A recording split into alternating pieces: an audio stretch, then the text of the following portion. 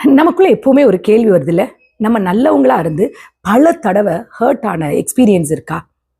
ஒரு கொஸ்டின் நமக்குள்ள எப்பவுமே கேட்டுக்கிட்டே இருக்கோம்ல. நல்லவங்க தான் அதிகமா லைஃப்ல சஃபர் பண்றாங்க. இந்த வீடியோ முடியும் பொழுது அதுக்குரிய ஒரு ஆன்சர் உங்களுக்கு கண்டிப்பா கிடைக்கும். நம்ம நிறைய நேரம் அதுதானே யோசிச்சுட்டு இருக்கோம் இல்லையா? நிறைய நல்ல காரியங்களை பண்ணுவாங்க. நிறைய மற்றவங்களுடைய சஃபரை பார்க்கும்போது இவங்கெல்லாம் ஃபீல் பண்ணுவாங்க. ஆனா ஏன் இவங்கெல்லாம் இவ்வளோ கஷ்டப்படுறாங்கன்னு ஒரு கேள்வி நமக்குள்ள வரும்ல.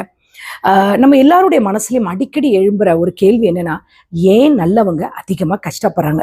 யாரையும் ஹர்ட் பண்ண மாட்டாங்க, யாரையும் சீட் பண்ண மாட்டாங்க. பட் எல்லாருக்கும் நல்லவங்களாவே அவங்க இருப்பாங்க.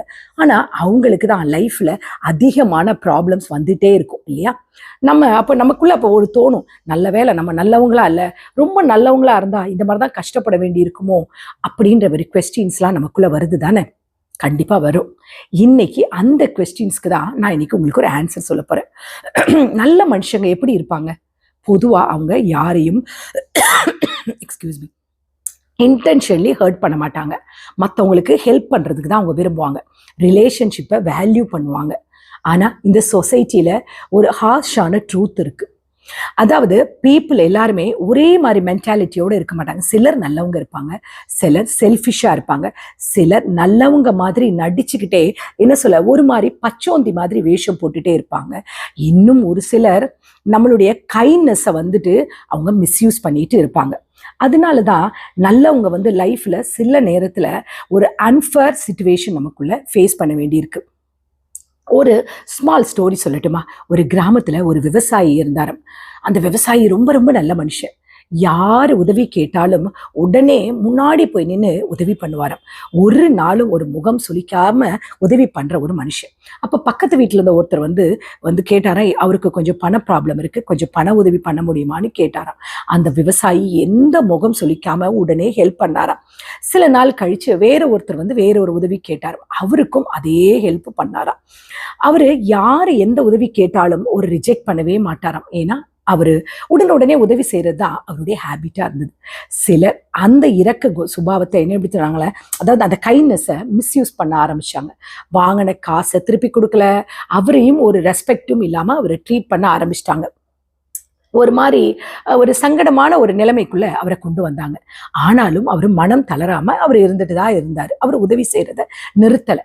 ஆனா அவர் ஃப்ரெண்டு ஒரு தடவை கேட்டாரு, நீ இவ்வளவு உதவி பண்ற, நீ என்ன செஞ்சாலும் பீப்புள் உன்னை ரெஸ்பெக்ட் பண்ண மாட்டேன்றாங்க, நீங்க கொடுத்ததையும் அவங்க திருப்பி கொடுக்கல, ஏன் இன்னும் நீ நல்லவனா இருக்க அப்படின்னு கேட்டப்போ அதுக்கு அந்த விவசாயி சொன்னாராம், ஒரு சிம்பிளான ஆன்சர் தான், நான் நல்லவனா இருக்கிறது அவங்களுக்காக இல்லை, எனக்காக, ஏன் கேரக்டருக்காக நான் வாழ்றேன்னு சொன்னாராம். அந்த சென்டென்ஸ் எவ்வளவு பெரிய வார்த்தை இல்லை? அது ஒரு பெரிய லைஃபோட லெசன். இன்னொரு ஸ்மால் எக்ஸாம்பிள் சொல்லட்டுமா? ஒரு ஆஃபீஸில் 2 எம்ப்ளாயீஸ் ஒர்க் பண்ணிட்டு இருந்தாங்களாம். ஒருத்தர் ரொம்ப ஹானஸ்டாக இருப்பார்.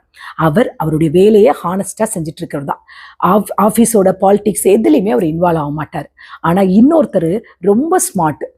பாஸ் கிட்ட நல்ல இமேஜை பில்ட் பண்ணிட்டு மற்றவங்க செய்கிற ஒர்க்கை கிரெடிட்டை விட இவர் தனக்குள்ளதான் வாங்கிக்கிட்டு நல்ல அவரோட ஆஃபீஸில் ஜாலியாக என்ஜாய் பண்ணிட்டு இருந்தாராம். அப்போ ஒரு ஸ்டேஜில் ஹானஸ்ட் எம்ப்ளாயி என்ன ஃபீல் பண்ணாராம், நான் ரொம்ப நல்லவனாக இருக்கிறதால தான் என்ன ஆஃபீஸில் யாரும் நோட்டீஸ் பண்ணலையோ அப்படின்னு யோசிச்சாராம்.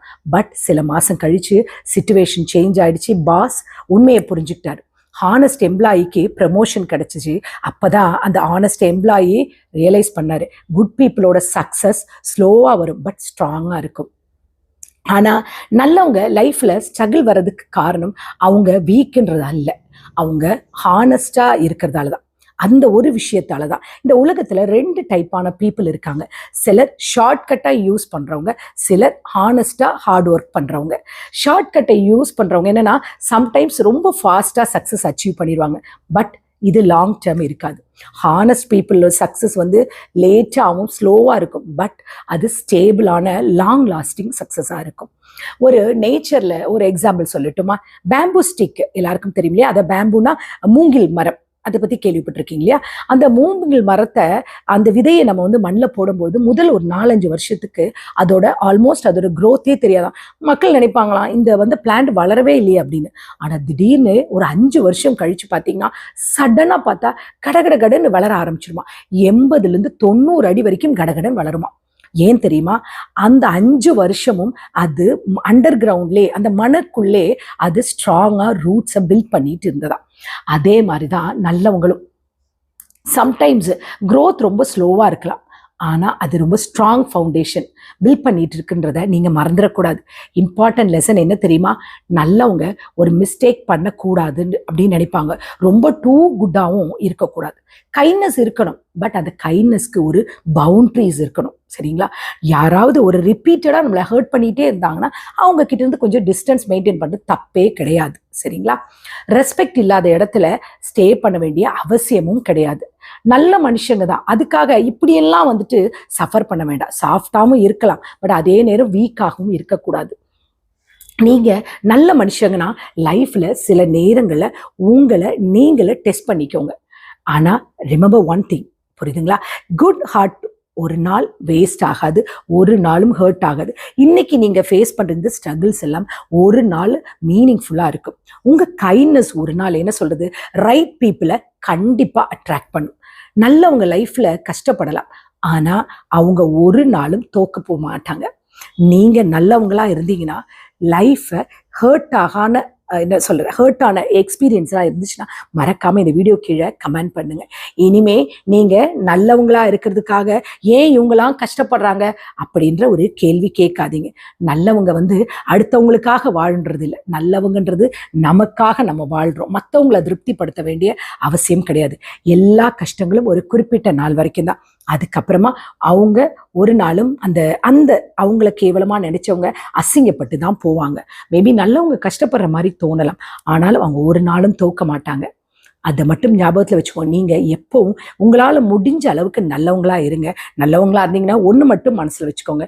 இன்னைக்கு இந்த உலகத்தில் எல்லாரும் உங்களை அப்ரிஷியேட் பண்ணலைன்னு நினைக்கலாம், ஆனால் அது உங்கள் வேல்யூவை குறைக்கிறதுக்காக இல்லை. நீங்கள் நல்ல மனசு வச்சுருந்தீங்கன்னா ஒரு நாள் உங்கள் கைண்ட்னஸ், உங்கள் பேஷன்ஸ், உங்கள் ஹானஸ்டிக்கு ப்ராப்பரான ஒரு வேல்யூ கண்டிப்பாக கிடைக்கும். புரியுதுங்களா? இனிமே நல்லவங்க லைஃப்பில் சம்டைம்ஸ் க்ரோத் ரொம்ப ஸ்லோவாக இருக்கலாம், ஆனால் அது ஸ்ட்ராங்கான ஃபவுண்டேஷன். அதையும் மறந்துடாதீங்க. இனிமே நான் நல்லவனாக இருந்து இப்படி கஷ்டப்படுறேன் அப்படின்னு இனிமேல் நீங்கள் யோசிக்கக்கூடாது. நீங்களாக இருங்க, நீங்கள் உங்களுக்காக நல்லவங்களாக வாழுங்க.